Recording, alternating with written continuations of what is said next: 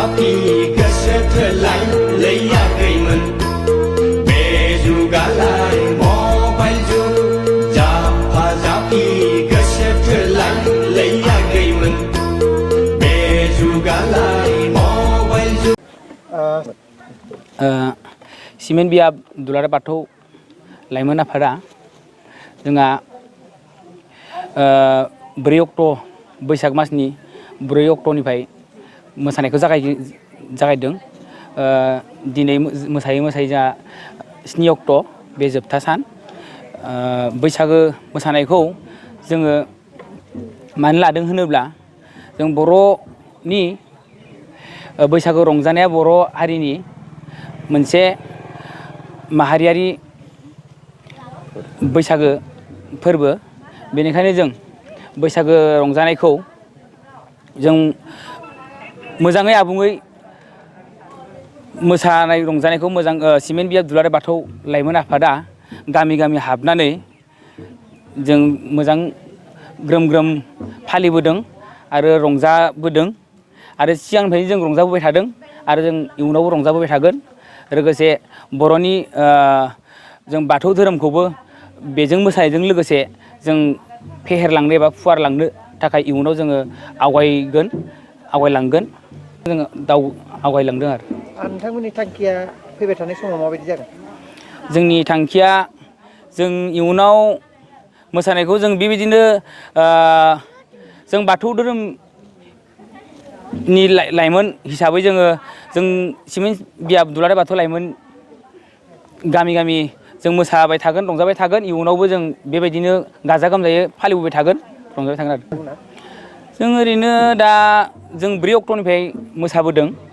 जों 7 अक्ट'सिमहालागै मोसादों दा जों दिनै देग्लायो 5टा गामिसो हाबनाय जाबाय नामा बे जिथु गामि गामि हाबनाया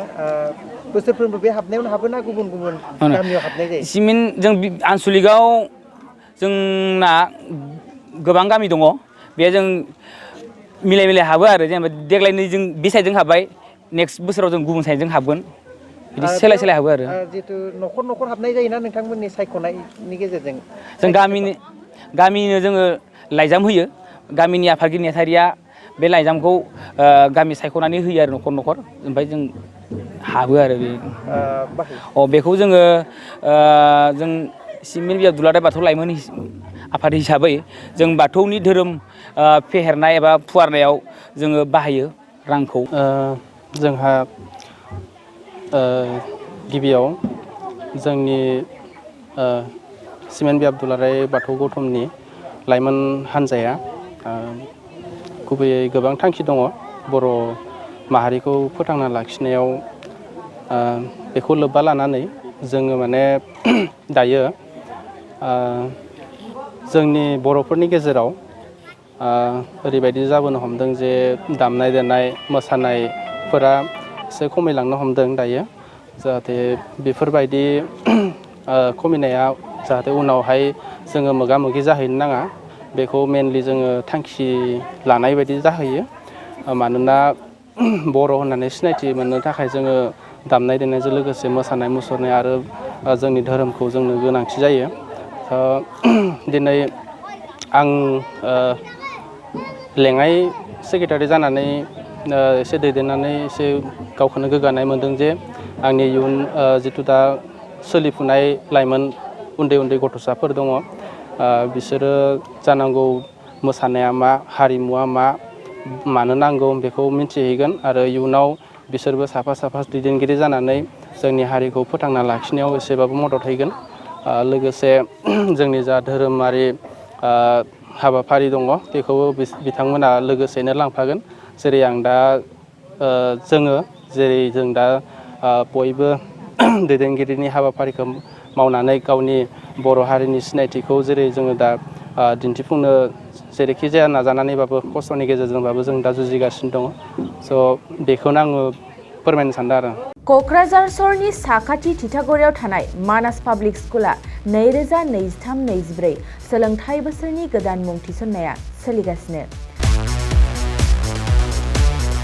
तितागुरियाव थानाय इंराजि बिजोंनि मानास पाब्लिक स्कुलाव दासान्दि नार्सारिनिफ्राय 7 थाखोसिम गोदानै मुं थिसननाया सोलिगासिनो।